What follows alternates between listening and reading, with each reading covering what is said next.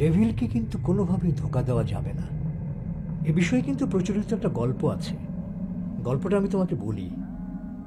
Robert মুল্টন বলে একজন বিখ্যাত ব্যবসায়ী, তিনি ডেভিলের সঙ্গে ডিল করেন এবং ডিল করে তার আত্মাকে ডেভিলের কাছে বিক্রি করে দেন। তার বিনিময়ে ডেভিল কি করে জানো?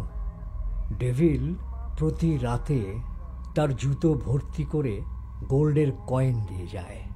এইভাবে কয়েন দিতে দিতে রবার্ট মুল্টন তার জীবনযাত্রাই পাল্টে গেল।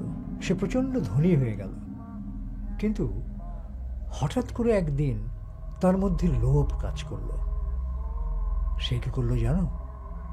সে তার জুতোর তলা ফুটো করে দিল, যাতে করে ডেভিল যখন কয়েন দেবে সেই কয়েনগুলো নিচ দিয়ে পড়ে যাবে, কোনোভাবেই জুতোটা ভর্তি হবে না।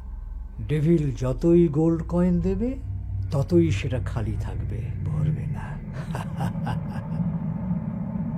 কিন্তু ডেভিল তো আর এত বোকা না, সে তার ট্রিক বুঝে ফেলল।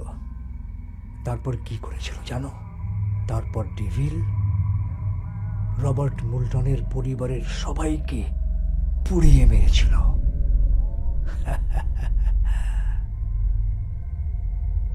কি এই সকালবেলায় আমি তোমাকে কি ভয় পাইয়ে দিলাম নাকি? হ্যাঁ,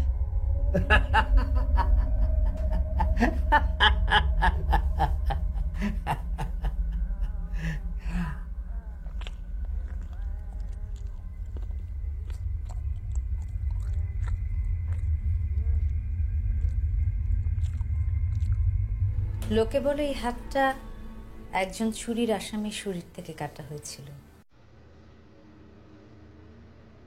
কখন জানো? যখন সে ফাঁসিতে ঝুলেছিল।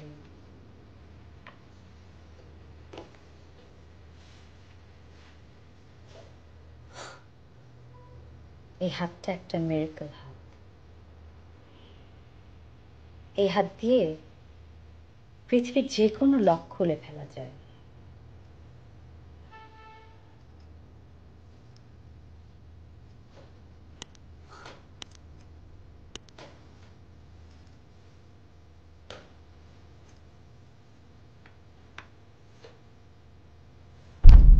আমি তো হাত দেখতে পারি, হাত দেখে ভাগ্য বলে উঠতে পারি।